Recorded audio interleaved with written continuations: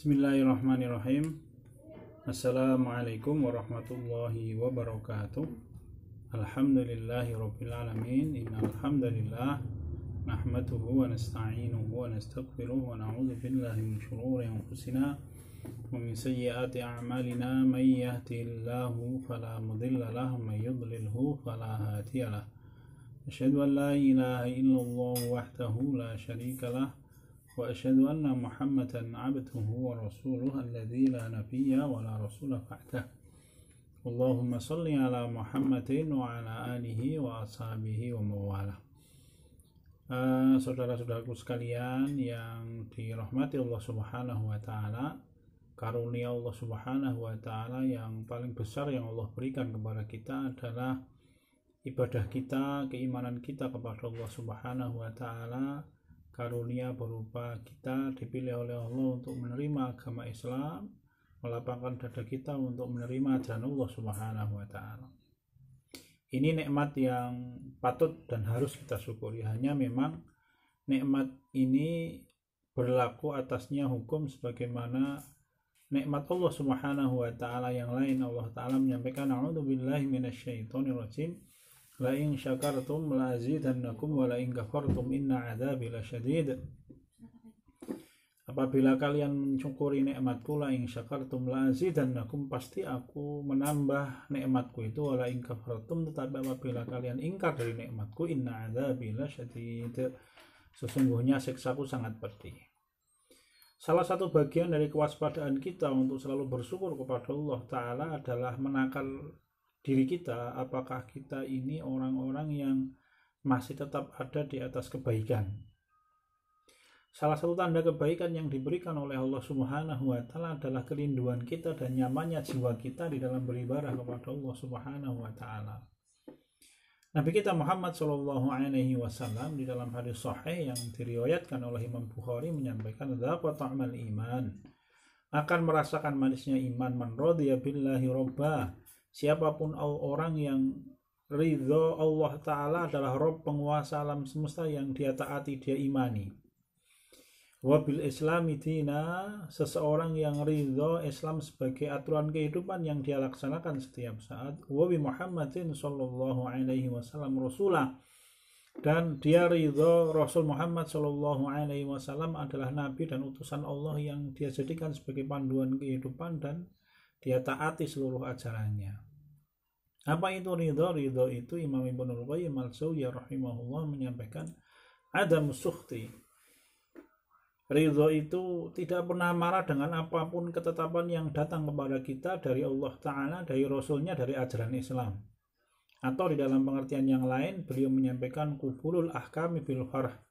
Ridho itu menerima seluruh keputusan Allah Ta'ala, keputusan Rasulnya, ketetapan ajaran Islam dengan kegembiraan. Seseorang akan dihitung sebagai orang-orang yang jauh dari kebaikan ketika dia merasa ketaatan kepada Allah itu menyusahkan diri. Beribadah kepada Allah, patuh kepada Nabi kita Muhammad SAW itu bencana, rasanya pahit. Mari kita berhati-hati. Imam Ibnul Qayyim al-Jauziyah rahimahullah menyampaikan salah satu akibat buruk yang ditimbulkan oleh dosa adalah wahsyatun. Apa ya? Hampa. Yasiduhal qol bainahu wa bainallah. Kehampaan yang dirasakan oleh hati seorang manusia antara dirinya dengan Allah. Jadi beribadah kepada Allah Subhanahu wa taala itu rasanya tidak lagi nyaman. Ibadah kepada Allah itu rasanya tidak lagi menyenangkan hati, tidak menenteramkan. Kalau ada seseorang yang merasakan suasana hati seperti itu, maka berhati-hati, perbaiki diri, karena berarti Allah Ta'ala sedang berusaha menjauhkan orang itu darinya. Na'udzubillahi tsumma na'udzubillah. Kenapa begitu? Karena Allah menandai orang-orang yang baik, orang-orang yang mendapatkan petunjuk itu orang-orang yang lapang dada menerima ajarannya. Surat Al-An'am ayat 125 Allah Ta'ala berfirman, na'udzubillahi minasyaitonirrajim, faman yuridillahu ayyahdiyahu yashrah sadrahu lil Islam. Siapapun orang yang mana Allah berkehendak untuk memberikan orang itu petunjuk, yashrah sadrahu lil Islam, maka Allah menjadikan orang itu dadanya lapang ketika menerima ajaran Islam. Gampang menerima ajaran Islam itu, pelaksanaan dan melaksanakannya itu rasanya hati ini ringan.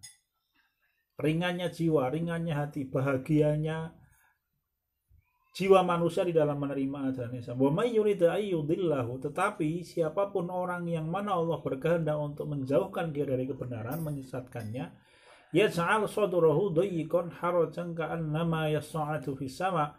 Allah menjadikan orang itu dadanya sempit, berat seperti orang yang dibawa naik ke langit karena udaranya semakin tipis, maka napasnya semakin berat, semakin tersengal-sengal. Payah rasanya mentaati Allah itu, menjemukan. Ini tanda orang itu disesatkan, sedang dijauhkan oleh Allah Ta'ala dari kebenaran.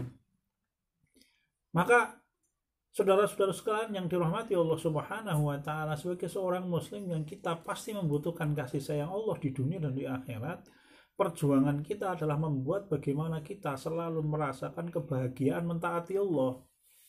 Sebagaimana bahagianya Nabi dan para sahabatnya radhiyallahu anhum di dalam melaksanakan ketaatan kepada Allah. Kalau kita mengambil contoh Nabi kita Muhammad sallallahu alaihi wasallam, misalkan di dalam bersedekah, sahabat Anas bin Malik radhiyallahu anhu menyampaikan bahwa Nabi Muhammad sallallahu alaihi wasallam itu bahagia mengeluarkan hartanya kepada orang lain untuk lihat takorub kepada Allah. Itu melebihi kebahagiaannya orang yang sangat membutuhkan bantuan Nabi Muhammad Shallallahu Alaihi Wasallam, kemudian dia mendapatkan bantuan Nabi Muhammad. Jadi bahagianya Nabi Muhammad melebihi orang itu. Kenapa? Karena bahagia di dalam mentaati Allah Subhanahu Wa Taala. Allah menjadikan orang-orang yang beriman, yang dekat dengan Allah itu merasakan pengorbanan dia kepada Allah itu memuaskan hati. Bayangkan kalau Allah Ta'ala membahasakan dirinya sebagai pihak yang berhutang. Man dzalladzi yuqridullaha qardan hasana wa yudha'ifahu lahu ad'afan katsira. Siapapun orang yang memberikan pinjaman yang baik kepada Allah Subhanahu wa Ta'ala, maka Allah memberikan kepada dia ganti yang berlipat-lipat. Allah membahasakan dirinya yang maha kuasa, yang maha kaya, yang maha bijaksana, yang maha mengetahui. Ini sebagai pihak yang meminjam. Sebagai apa itu sebenarnya? Untuk mendorong semangat orang-orang yang beriman agar mereka merasakan puas di dalam mentaati Allah Subhanahu wa Ta'ala. Nah, kemudian ada sebagian orang yang beribadah kepada Allah rasanya menjemukan. Maka berbahaya. Jemu itu kalau kita ibaratkan seperti orang zaman cilik mbiyen niku menikmati tebu itu loh. Kita kan biasa ngambil tebu, kemudian tebu kita makan, terasa manis. Setelah beberapa puluh kunyahan, kemudian rasa manis itu hilang, kemudian rasanya sepo kalau orang Jawa itu. Kalau tebu sudah terasa sepo, sudah terasa hambar di mulut kita, apa yang terjadi? Maka dia siap-siap dikeluarkan dari mulut. Nah, ini permisalan seseorang yang beribadah kepada Allah tidak lagi merasakan indahnya ketaatan kepada Allah, tidak lagi merasakan nikmatnya mentaati Allah Subhanahu wa Ta'ala, maka siap-siap jiwa manusia kemudian akan menjauh dari Allah Subhanahu wa Ta'ala. Kita memohon perlindungan kepada Allah Subhanahu wa Ta'ala dari keadaan seperti itu.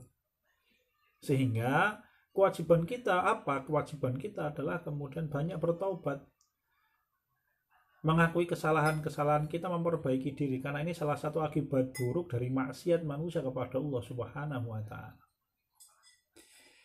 Yang kedua, Imam Ibnul Qayyim al-Jauziyah rahimahullah menyampaikan bahwa salah satu akibat maksiat kepada Allah Ta'ala itu tuhinul qalb wal badan. Jadi maksiat itu akan melemahkan kekuatan jiwa, bahkan kekuatan badan. Jiwa manusia pada masa-masa tertentu dia sangat membutuhkan kekuatannya. Misalkan hari ini kita yang sedang merasakan musibah bencana, nek wong Jawa nyebut pagebluk ya. Jadi bencana yang menimpa kita di seluruh wilayah kita, tidak hanya di negeri kita, bahkan di dunia ini. Berat kita merasakan wabah ini. Masa-masa seperti ini sangat dibutuhkan kekuatan jiwa untuk apa? Tidak putus asa, tidak mudah berkeluh kesah, untuk menjaga diri kita agar selalu berharap. Tetapi maksiat kepada Allah Subhanahu wa Ta'ala menjadikan seseorang patah. Jiwanya tidak sanggup untuk bertahan. Kalau Allah Ta'ala menyampaikan di dalam surat Toha, a'udzubillahi minasyaitonirrajim, wa man a'radu an dzikri fa inna lahu ma'isyatan dzunka wa nahsyuruhu yaumal qiyamati a'ma. Wa man a'radu an dzikri, Allah Ta'ala menyampaikan, dan siapapun orang yang berpaling dari mengingat aku, Allah menyampaikan begitu, fa inna lahu ma'isyatan dzunka, apakah bagi dia ma'isyatan dzunka, kehidupan yang menyusahkan. Imam Ibnu Katsir menyampaikan ma'isyatan syadidah, kehidupan yang terasa berat. Dia mempunyai teman banyak tapi merasa sendirian. Dia aktivitasnya di berbagai macam organisasi sosial tetapi dia merasa dirinya tidak ada gunanya dan hampa. Ma'isyatan syadidah. Dia kaya raya tapi dia tidak pernah merasakan puas. Dia selalu merasa kurang dengan kekayaannya, sehingga dia tidak pernah merasakan dunia ini menenteramkan hati dia. Ini yang disampaikan oleh Allah Subhanahu wa Ta'ala. Jawaban kalau mungkin ada di antara manusia yang bertanya, kenapa kita sering menemukan orang-orang terkenal secara penampilan bagus-bagus, ayu-ayu, kaya, orang yang menjadikan dia sebagai tokoh idola, jumlahnya ratusan ribu atau bahkan jutaan orang, tapi kemudian orang-orang ini memutuskan diri untuk bunuh diri. Na'udzubillah, kita mohon perlindungan kepada Allah Subhanahu wa Ta'ala. Jawabannya apa? Jawabannya tadi, karena mereka lupa dari mengingat Allah Subhanahu wa Ta'ala sehingga kemudian jiwanya rapuh. Imam Ibnul Qayyim al-Jauziyah rahimahullah kembali mengingatkan kita bahwa beliau menyampaikan bahwa di dalam hati manusia itu ada satu ruangan yang dia tidak akan pernah terisi dan tidak akan pernah puas, tidak akan pernah penuh kecuali diisi dengan mentaati Allah Subhanahu wa Ta'ala. Kapanpun orang itu beraktivitas, dimanapun apapun hasilnya, selama dia tidak mentaati Allah, maka ruangan hati yang satu itu akan tetap kosong. Dia yang akan menyebabkan kehidupan manusia rapuh. Dan hanya akan terisi kapan? Ketika dia beribadah tawadhu kepada Allah Subhanahu wa Ta'ala. Itu yang membedakan seorang muslim pada waktu dia berhadapan dengan masalah yang berat, maka kemudian dia menyandarkan harapannya kepada Allah, membuat jiwanya tenang. Saudara-saudara sekalian yang dirahmati Allah Subhanahu wa Ta'ala, manusia itu pasti punya kelemahan. Ada orang yang sukses mengelola puluhan perusahaan, mungkin, tetapi dia tidak sukses di dalam mengelola rumah tangganya. Ada orang yang punya hubungan baik dengan teman-temannya di semua tempat, ratusan atau ribuan orang, tapi hubungan dia dengan orang tuanya jelek. Ada model-model manusia seperti itu. Intinya manusia itu pasti mempunyai satu titik lemah. Kecuali para nabi ya, maksudnya ini kita orang-orang awam pasti mempunyai titik lemah. Lah, masa-masa kritis manusia adalah pada waktu dia sedang bertemu dengan titik lemahnya itu, pada waktu bersamaan Allah menetapkan dia harus bertemu dengan masalah yang menumpuk jadi satu. Maka biasanya orang-orang yang tidak beriman kepada Allah hidupnya terasa hampa. Dia sukses dari sisi perusahaannya, tapi dia merasa hampa kapan? Pada waktu dia mengolah perusahaannya, titik jenuhnya datang, tiba-tiba masalah pribadinya terungkap. Dia sedang punya masalah dengan istrinya, atau dengan anak-anaknya, atau dengan bapak mertuanya, atau dengan bapak ibu kandungnya. Dan itu titik lemahnya. Pada masa seperti ini, kemudian kalau orang-orang yang tidak beriman, apa yang dia kerjakan? Mabuk, minum minuman keras, ya, mencari pelarian dengan cara ya berbuat maksiat apapun untuk menghilangkan masalah, meskipun nanti ketika pulang ke rumah ya jadi masalah lagi. Orang-orang yang beriman pada waktu dia mengalami masa seperti itu, apa yang dia kerjakan? Dia kembali kepada Allah sehingga jiwanya kembali penuh. Mari kita taati Allah, mari kita selalu dekatkan diri kita dengan Allah Subhanahu wa Ta'ala. Semoga Allah menjadikan kita orang-orang yang selalu baik untuk dunia kita dan untuk akhirat kita. Sekian dan demikian saudara-saudara sekalian yang dirahmati Allah Ta'ala. Semoga Allah menerima amal ibadah kita di bulan Ramadan. Semoga Allah menambah kebaikan dunia dan akhirat kita. Kalau ada perkataan yang tidak berkenan, saya mohon maaf sebesar-besarnya. Walhamdulillahirabbil alamin. Subhanakallahumma wa bihamdika asyhadu an la ilaha illa anta astaghfiruka wa atubu ilaik. Wassalamualaikum warahmatullahi wabarakatuh.